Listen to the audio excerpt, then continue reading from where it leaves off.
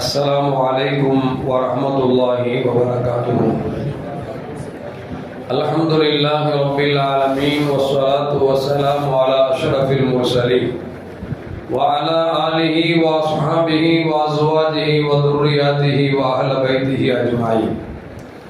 எல்லாம் வல்ல அல்லாஹ் ஜல்ல ஜலாலுஹு வற்றாத கருணையை நம்மை மீது என்றென்றும் குன்றாமல் குறையாமல் அல்லாஹ் அருளச் செய்வானாக. நாம் செய்கிற எல்லா அமல்களையும் அல்லாஹ் ஜல்ல ஜலாலுஹு அங்கீகரிக்கப்பட்டு நாளை மறுமையில் அவனுக்கு பிடித்தமான மக்களின் கூட்டத்தில் அல்லாஹ் நம்மை ஆக்கி அருள்வானாக. அருமையான மோமின்களை, இன்றைக்கு அற்புதமான சூறாக்கள் ஓதப்பட்டது. அதில் சூரத்துல் கஹ்ஃப் ஓதப்பட்டது, சூரத்து மரியம் ஓதப்பட்டது, சூரத்து தாஹா ஓதப்பட்டது. அதில் சூரத்துல் கஹ்ஃபில் ஒரு நீண்ட ஒரு நிகழ்ச்சி குகைவாசிகளை பற்றி வருகிறது. சூரத்து மரியமில் மரியம் அலைஹிஸ்ஸலாம் ஒரு நிகழ்ச்சியை பற்றி அல்லாஹ் சொல்லுகிறான். இந்த சூரத்து மரியமில் கடைசி வார்த்தையில் அல்லாஹ் சொல்லுவான், வநஹ்ஷுருல் முத்தகீன இலா ரஹ்மானி வஃதா வநஸூகுல் முஜ்ரிமீன இலா ஜஹன்னம விர்தா அப்படின்னு சொல்லி அல்லாஹ் ஜல்ல ஜலாலுஹு குர்ஆன்ல சொல்றான். அதுக்கு என்ன அர்த்தம் அப்படின்னா, அல்லாஹ்வை யார் அஞ்சி வாழ்ந்தார்களோ அந்த முத்தகீன்களை அல்லாஹ் ஜல்ல ஜலாலுஹு அவனின் பக்கம் விருந்தாளிகளாக அழைத்து செல்வான் அப்படின்னு சொல்லி அல்லாஹ் சொல்றான். சஹாபாக்கள் கேட்டாங்க, யார் சொல்லலாம், அல்லாஹ்வுடைய விருந்தாளியா அழைத்து போவான் ஒன்று கூட்டுவோம் அப்படின்னா என்ன அர்த்தம் விளங்கலையே அப்படின்னு சஹாபாக்கள் ரசூலுல்லாஹி ஸல்லல்லாஹு அலைஹி வஸல்லம் கேட்டாங்க. ஸல்லல்லாஹு சொன்னாங்க, முத்தகி இந்த உலகத்தில் எதை தவிர்த்து நடக்க சொன்னேனோ, எதை எடுத்து நடக்க சொன்னேனோ, என் சொல்லுக்கு கட்டுப்பட்டவர்கள் முத்தகீன்கள். அப்படி வாழ்ந்தவர்கள் கபரிலிருந்து எழுப்பப்படுகிற பொழுது அவர்கள் அற்புதமான முறையிலே நிம்மதியான முறையில் எழுப்பப்படுவார்கள். எழுப்பப்பட்டு அல்லாஹ்வுடைய விருந்தாளியாக அழைத்து செல்லப்படுவார்கள். அப்படி அழைத்து செல்லப்படுகிற பொழுது அவர்களுக்கு வாகனமாக ஒரு வெள்ளை ஒட்டகம் வரும். வெள்ளை நிறத்தில் ஒட்டகம். வெள்ளை நிறத்தில் மாடு பார்த்துருப்போம், ஆடு பார்த்துருப்போம். ஒட்டகத்தை நான் பார்த்ததில்லை, நீங்க பார்த்துருக்கீங்கன்னு தெரியல. ஆனால் அந்த ஒட்டகம் எப்படி இருக்கும் அப்படின்னா ரொம்ப பளிச்சுன்னு இருக்கும். அதுக்கு ரெக்கையும் இருக்கும். எல்லாம் சொல்றாங்க, அதோட கால்கள் எல்லாம் தங்க கலர்ல இருக்கும். அதனுடைய ஜொலிப்பு, அதனுடைய வெளிச்சம் எப்படி இருக்கும் அப்படின்னா கண்ணு கட்டிய தூரத்துக்கு இருக்கும். அந்த ஒட்டகத்தில் முத்தகீன்களை மேலே ஏற்றப்பட்டு அந்த ஒட்டகம் என்ன செய்யும் அப்படின்னா ரொம்ப வேகமா சென்று சொர்க்கத்திற்கு பக்கத்தில் இருக்கக்கூடிய ஒரு மரத்தில் போய் அது நிற்கும். அந்த மரத்துக்கு கீழே இருந்துதான் 2 சுனைகள், நீர் சுனைகள் சுரக்கும். அந்த ஒரு நீர் சுனையை எடுத்து குடிச்ச உடனே அந்த முத்தகீன்கள் மூமினாக இருக்கக்கூடிய ஒரு வயிற்றில் இருக்கக்கூடிய எல்லா கழிவுகளும் எல்லா முசீபத்துகளும் நோய் நொடிகளும் அப்பொழுது எல்லாம் கழுகப்படும். இன்னொரு தண்ணீரை எடுத்து குடிக்கப்படும். அந்த தண்ணீரை குடிச்ச உடனே அவர் வயசான கிழவனா இருந்தாலும் சரி, அல்லது நோயாளியாக இருந்தாலும் சரி, அவர் 40 வயசு இளைஞராக மாற்றப்படுவார். அது மட்டுமல்ல, அத்தோடு அவருக்கு இந்த முன்னால பின்னால 1 பாத்ரூம் 2 பாத்ரூம் எல்லாம் அதோடு ஸ்டாம்ப் செய்யப்படும். அதற்கு பிறகுதான் சொர்க்கத்திற்கு உள்ளே செலுத்தப்படுவார். நபிகள் நாயகம் ஸல்லல்லாஹு அலைஹி வஸல்லம் வயசான அம்மா வந்துச்சு, யார் சொல்லலாம், நான் சொர்க்கம் போவனா அப்படின்னு கேட்டாங்க. நபிகள் நாயகம் ஸல்லல்லாஹு அலைஹி வஸல்லம் கிளவி எல்லாம் சொர்க்கம் போக மாட்டாங்க அப்படின்ட்டாங்க. அந்த அம்மா ஓன் அழுக ஆரம்பிச்சிருச்சு. ஏன்னா நபி சொர்க்கம்னா சொர்க்கம், சொர்க்கம் இல்லைன்னா சொர்க்கம் இல்லை. நபிகிட்ட சொர்க்கம் போவனா அப்படின்னு கேட்ட உடனே ரசூலுல்லாஹோட வார்த்தை கவனிக்கணும். நீ சொர்க்கம் போக மாட்டேன்னு சொல்லல, கிளவிகள் சொர்க்கம் போக மாட்டாங்க அப்படின்ட்டாங்க. இந்த அம்மா அழுதவன நபி சொன்னாங்க, ஏம்மா நீ போக மாட்டேன்னு சொன்னா, கிளவிகள் சொர்க்கம் போக மாட்டாங்கன்னு சொன்னேன். அப்போ கிளவிகள் எல்லாம் குமரிகளாக 40 வயது வாலிபர்களாக இளைஞர்களாக சொர்க்கத்திற்கு செலுத்தப்படுவார்கள் என்று பெருமானார் ஸல்லல்லாஹு அலைஹி வஸல்லம் சொன்ன உடனே அந்த அம்மா சிரிச்சாங்க அப்படின்னு ஹதீஸ்ல வருது. எதுக்கு சொல்ல வர்ற அப்படின்னா, அல்லாஹ்வுடைய விருந்தாளியை அழைக்கிறான் அப்படின்னா அந்த கண்ணீர் நம்ம கற்பனை நினைச்சு பார்க்க முடியுமா? ஒண்ணும் இல்லைங்க. அமெரிக்காவில் பிரதமர் இங்க வர்றான்னு வச்சுக்கங்களேன், நம்மள்ட்டையும் வாயில மரியாதை வர மாட்டேங்குது. அந்த அளவுக்கு மோசமா உலக ரவுடியா தேர்ந்துட்டு இருக்கிறான். அவன் வர்றான்னு வச்சுக்கோங்க, இங்க நம்ம நாட்டில் நம்ம பிரதமர் என்ன செய்வாரு? சும்மா வர வச்சுருவாரா? அவர் வர்றாருன்னா அவர் எங்க தங்க போறாரோ அங்க இருக்கிற குடிசைகள் எல்லாம் அகட்டுவார். அப்படி நடந்துச்சா இல்லையா? நிறைய நடந்துச்சு. குடிசைகள்ல ஏழை எளிய மக்கள் இருந்தாங்க பார்த்தீங்களா, அவங்க எல்லாத்துக்கும் வீடெல்லாம் இடிச்சு அந்த காலி பண்ணி அவர் வர்றதுக்காக எழுச்சுவாங்க, அப்படி சுத்தம் பண்ணி வச்சிருப்பாங்க. அது மட்டுமல்ல, அவர் எங்க தங்கனா விரும்புவாரோ அப்படி உயர் ரகமான ஹோட்டல் ரெடி பண்ணுவாங்க. அவர் என்ன உணவு விரும்புவாரோ அதை தயார் பண்ணுவாங்க. அவர் எந்த நடிகையை விரும்புகிறாரோ எல்லாம் கொடுக்கப்படும். எல்லாமே கொடுக்கப்படும். கொடுக்கப்படுறதுக்கு முன்னால அவர் உண்ணுகிற உணவை டெஸ்ட் அவுட் பண்ணுவாங்க. இன்னொருத்த யாராவது ஒரு ஆணு வீரர் எடுத்து சாப்பிடுவார். ஏன்னா ஒருவேளை விஷம் கலந்து கொண்டுட்டா என்ன செய்யறதுனால எல்லாம் செய்வாங்க.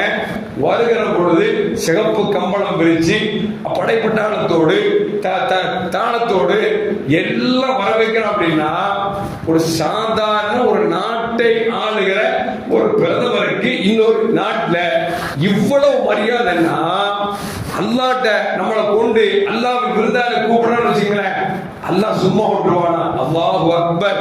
ஒரு நாடாளும் மன்னனுக்கு, ஒரு அரசனுக்கு, ஒரு பிரதமருக்கு இவ்வளவு கண்ணியம் என்று சொன்னால், அல்லாஹ்வுக்காக உலகத்தில் எதையெல்லாம் விட்டொழிக்க வேண்டும் என்று சொன்னானோ அதையெல்லாம் விட்டொழித்து விட்டு எப்படி வாழ வேண்டும் என்று சொன்னானோ அப்படி வாழ்ந்த அந்த முத்தக்கிங்களுக்கு அல்லாஹ் கூப்பிடும் போது எப்படி கூப்பிடுறான்? என்னுடைய விருந்தாளியா வாங்கன்னு கூப்பிடுறான். அந்த விருந்தாளிகளுக்கு அல்லாஹ் அவ்வளவு கண்ணியப்படுத்துறான். தஃசீர் எழுதப்படுகிறது, அந்த சொர்க்கவாசி உள்ளே கொண்டு போகப்படுவார். அவருக்கு ரூம் பார்த்தீங்கன்னா 100,000 முழம் இருக்கக்கூடிய ஒரு வீடு கொடுக்கப்படும். 100,000 முழம் அப்படின்னா 100 1 லட்சம் அப்படிதானே? 1 மில்லியன் ஆயிரம் வச்சுங்களேன். 1 மில்லியன் முழத்துக்கு ஒரு வீடு கொடுக்கப்படுமா? அந்த வீட்டில 70 அறைகள் இருக்குமா? ஒரு அறையில் ஒரு பெட் போட்டிருக்கும். அந்த பெட்ல கட்டில் போட்டிருக்கும். அந்த கட்டிலில் 70 பெட் இருக்குமா? 70 பெட்டிலும் ஹூரின்கள் பெண்கள் உங்களுக்காக காத்திருப்பார்கள். ஹூரின் பெண்கள் கண்ணலையில் காத்துட்டு இருப்பாங்க. ஒரு பெட்டில ஒரு கட்டல்ல 70 பெட்டு, 70 பெட்ல 70 பெண்கள் அப்படின்னா யோசிச்சு பாருங்க. 70 ரூபாய் எத்தனை போச்சு? எங்கேயோ போயிடுச்சா இல்லையா? அந்த பெண்கள் எல்லாம் உங்களை ஏங்கி கொண்டிருப்பார்கள் என்றால் சொர்க்கவாசிக்கு அல்லாஹ் சாதாரணமா வச்சிருக்கிறான். அது மட்டுமல்ல, அங்குள்ள பழங்களை பற்றி சொல்லுகிற பொழுது நம்ம இன்னைக்கு ஒரு பழம் ஒரு சம்சாரம் ஒரு வச்சுங்களேன், 1 திங்கலாம், 2 திங்கலாம், 5 கொடுத்து வச்சுக்கலாம், வேண்டாமா பாய் அப்படிம்போம். ஒரு 7 கொடுத்து தின்னுப்பா அப்படின்னா உனக்கு போதுங்கிற, நீ வேற என்ன தின்னுங்கிற அப்படி சத்தம் போடுமா இல்லையா? ஏன்? 1 சாப்பிட்டா 2 சாப்பிட்டா டேஸ்டா தெரியும், 2க்கு மேல போனா சலிச்சு போயிடும். ஆனா அங்குள்ள பழங்களை பொறுத்த வரைக்கும் 1 சாப்பிட்டா ஒரு டேஸ்ட் அப்படின்னா அடுத்து நீங்க பறிச்சு சாப்பிட அந்த டேஸ்ட் இருக்காது, அதை விட டேஸ்டா இருக்கும். அதுக்கு அடுத்து அதை விட டேஸ்டா இருக்கும். போதுங்கிற மனசே வராத அளவுக்கு டேஸ்ட் கூட்டிகிட்டே இருக்கும். சரி, இவ்வளவு போடுறோமே, இங்க 4 சம்சா சாப்பிட்டோம், 5 சம்சா சாப்பிட்டோம், வலுக்கட்டாம வேற 10 சம்சா சாப்பிட்டோம். சம்சா சாப்பிட்டோட நேரம் பார்த்துட்டு தான் போவார். ஏன்? கலக்க ஆரம்பிச்சோம், அப்படித்தானே? ஆனா அங்க பொறுத்த வரைக்கும் இந்த கலக்கங்கிற பேச்சே இல்லை, கலங்களும் இல்லை. ஏன்? அந்த நீரோட தண்ணி குடிச்சிக்கிற, நீரோட தண்ணி குடிச்ச பிறகு உடம்புல இருக்கிற கழிவெல்லாம் எடுக்கப்பட்ட பிறகு அதற்கு பிறகு துவாரங்கள் எல்லாம் அடைக்கப்பட்டு விடும். அப்ப நமக்கு எப்படி செவிக்கும் அப்படின்னா, ஒரு யாப்பம் வந்துச்சுன்னா எல்லாம் காலியாகிவிடும். எவ்வளவு வேணாலும் சாப்பிடலாம், விட்டாம சாப்பிடலாம், அதுவும் ருசிகரமா சாப்பிடலாம். அதுவும் கஷ்டப்பட்டு நம்ம தேங்காய் பறிக்கிறா ஆடோட்டு ஏத்தணும் அப்படிலாம் கிடையாது, நினைச்ச வாய்க்கு கூட நிற்கும். இப்படிப்பட்ட சொர்க்கத்துக்கு அல்லாஹ் சொல்றான், முத்தகீன்களை இப்படி அல்லாஹ்வுடைய விருந்தாளியாக அழைத்து வரப்பட்டு அவர்களுக்கு சொர்க்கம் கொடுக்கப்படும் அப்படிங்கிறான். அடுத்து முஜ்ரிம்கள் பாவிகளை பற்றி சொல்லுகிற சொல்றான், வனசூகுல் முஜ்ரிமீன இலா ஜஹன்னம, பாவிகளை அல்லாஹ் நரகத்துக்கு இழுத்து கொண்டு வருவான் அப்படிங்கிறான். எப்படி கொண்டு வருவான்னா, தாகித்தவர்களாக கொண்டு வருவான். பொதுவாகவே ஒரு திடீர்னு ஒரு டென்ஷனான இடத்துல என்னதுன்னு வச்சுங்களேன், அதாவது தண்ணி தாவடி பார்த்துருக்கீங்களா? ஒன்று இன்டர்வியூ போன பார்த்தீங்களா, தண்ணி கொண்டு போவான். ஏன்னா என்ன கேள்வி கேட்பானோ, இடக்கு முடக்க கேட்பானோ, மாட்டுவோமா மாட்ட மாட்டோமா, பாசமா பாச மாட்டோமா, நமக்கு வேலை கிடைக்குமா கிடைக்காதா, அந்த டென்ஷன்ல இவனுக்கு தண்ணி தாகமே அடிக்க, அந்த தண்ணி தீ குடிச்சிட்டே இருக்கும். என்ன காரணம்? அந்த டென்ஷன்ல தண்ணி தாகம் அதிகமா இருக்கும். இந்த நரகத்துக்கு போறவனுக்கு அல்லாஹ் அக்பர் தண்ணி தாகம் அடிக்கும் பாருங்க, அப்படி அடிக்கும்.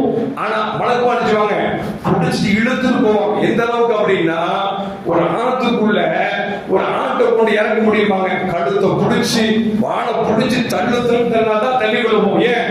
அதுக்கு தண்ணி பிடிக்கிற பயம். அத மாதிரி அல்லாஹ் என்ன செய்வான், நரகத்திற்கு இன்னொரு வசனம் சொல்லுவான், வசீகல்லதீன கஃபரு இலா ஜஹன்னம ஸுமரா. ஒரு இடத்துல சொல்றான், ஏன்னா காஃபிர்ல நரகத்துக்கு இழுத்து போடப்படும் அப்படிங்கிறான். இழுத்து கொண்டு போகும் பொழுது கடுமையான தாகம் அடிக்கும். சரி, தாகம் அடிக்கிற கொடுப்பான் அப்படின்னா நரகத்தில் தள்ளிட்டான்னு வச்சுங்களேன், அங்க தண்ணி என்ன அப்படின்னா நம்ம உடம்பில் நெருப்பால் சுடப்பட்டு நம்முடைய உடம்பில் வரக்கூடிய புண்ணில் வரக்கூடிய சீலும் அந்த ரத்தம் தான் தண்ணீராக கொடுக்கப்படும். சீலும் சீல பார்த்தோம் சீங்கிரமா இல்லையா, புண்ணில இருந்து ஒரு சீல் வருது வச்சுங்களேன், அதை பார்த்துட்டு இல்ல வெள்ள வெள்ளையா பால் மாதிரியா இருக்கு அப்படின்னு சொல்லி தொடச்சு விடுவோமா? யாராவது தொடச்சு வச்சான்னு வச்சுங்களேன், அறிவு இருக்காடா என்னடா இப்படி போய் அசிங்கத்தை போய் தேய்க்க சொல்லுவோமா இல்லையா? அங்க தண்ணி என்ன அப்படின்னா நம்ம உடம்புல புண்ணு வெந்து அந்த வெந்த புண்ணிலிருந்து வரக்கூடிய சீலும் சிரமம்தான் அல்லாஹ் தண்ணீரா தருவான்.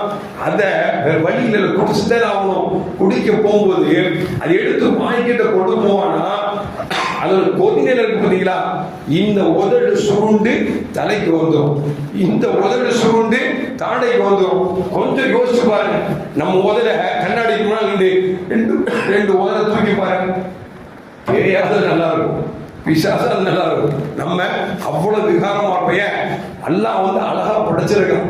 கொஞ்சம் கண்ணாடி ரெண்டு உதவி தூக்கி பாருங்களேன், அல்லாஹ் அக்பர். நம்மள மாதிரி கண்டாது யாருமே இருக்க மாட்டான், அவ்வளவு மோசம். அப்ப அந்த சீலை குடிக்கும் பொழுது நம்ம ஒரு உதவி மேல போயிடும், கீழே போயிடும் அப்படின்னா அதோட சூடு எந்த அளவுக்கு யோசிச்சு பாருங்க. சரி, உள்ள போனா என்ன செய்யும், உடல் அந்தந்த போயிடும், உடல் அந்த போயிடும், அந்த அளவுக்கு மோசமா இருக்கும். சரி, சீல் தான் கேட்கணும், தண்ணி காவலிகள் கேட்டா அங்க நிக்கிற மலைக்கு இருக்காரு யாரு, மாலிக் அலைஹிஸ்ஸலாம். மனுஷனுக்கு காதே கேட்காது, சிவப்பு மனுஷன் யாரு, மாலிக் அலைஹிஸ்ஸலாத்துக்கு காதே கேட்காது. எப்பா தண்ணி கூட அப்படின்னா ஒரு வருஷம் கழிச்சு கூப்பிட்டீங்களோ அப்படின்னு கேட்பாங்க. எப்பங்க ஒரு வருஷம் கழிச்சு கூப்பிட்டியா அப்படின்பா, ஆமான்னு சொல்லுவேன், ஆமா சொன்னியா அப்படின்பா. அப்ப அந்த அளவுக்கு செவுட்டு மனசுல வச்சுக்கிட்டு நம்ம கூப்பிட்டாலும் காது கேட்காது, ஒருவேளை அப்படி கேட்டாலும் என்ன தருவாரு, சீலும் சிரமம் தருவான் என்று சொல்லி அல்லாஹ் சொல்லிட்டு அடுத்த வருஷம் சொல்லுவான், அந்த நாள் இருக்க யாரும் ரெக்கமெண்ட் பண்ண முடியாது, யாரும் சிபாரிசு செய்ய முடியாது. ஸ்கூலுக்கு போறோம், சீட்டு கிடைக்கும், ஒரு எம்எல்ஏ சீட்டு கிடைக்குது, அது போலீஸ்ல பிடிச்சு போயிட்டாங்க, ஒரு எம்சி கூட்டா ரெக்கமெண்ட் பண்றாங்கல்ல, இந்த ரெக்கமெண்ட் அங்க வேலையே ஆகாது, ரெக்கமெண்ட் வேலையாக யாருக்கும் செய்ய முடியாது. யாருக்கு அல்லாஹ் அந்த பரிந்துரை என்கிற தகுதியை கொடுக்கிறானோ அவர்களை தவிர, சல்லதாசுக்கு கொடுக்கப்படும், ஆலிம்களுக்கு கொடுக்கப்படும், ஹாஃபிதுகளுக்கு கொடுக்கப்படும், அது வேறு பிரச்சனை. ஆனால் பாவிகளை பொறுத்த வரைக்கும், நரகவாசிகளை பொறுத்த வரைக்கும் ரெக்கமெண்டுக்கு ஆளே கிடைக்காது அப்படிங்கிறதையும் அல்லாஹ் சொல்றான். அப்படின்னா நாம் அல்லாஹ்வுடைய விருந்தாளியா போகணுமா, தாகீத்து நரகத்துக்கு போகணுமாங்கிறத நம்ம தான் முடிவு பண்ணிக்கணும். வாழ்க்கையில உலகத்துல வாழ்கிற காலத்துல ரப்பு எதை எடுத்து நடக்க சொன்னானோ அது எடுத்து நடந்தால் நாளை மறுமையில அல்லாஹ்வுடைய விருந்தாளியே போயிடலாம். இல்ல நான் எப்படி வேணாலும் வாழ்வேன், ரப்போட பரிசுக்கு அப்படின்னா தாகத்தோடு நரகத்துக்கு தான் போவோம். எல்லாம் அல்லாஹ் பஜ்ரதிலாகும். நம்ம அனைவரும் அல்லாஹ் விருந்தாளியாக அல்லாஹ் கபூல் செய்வானாக. அஸ்ஸலாமு அலைக்கும் வரஹ்மத்துல்லாஹி வபரகாத்துஹு. ஸல்லல்லாஹு அலா முஹம்மத் وعليه وسلم صلى الله على محمد صلى الله عليه وسلم صلى الله على محمد يا ربي صل عليه وسلم.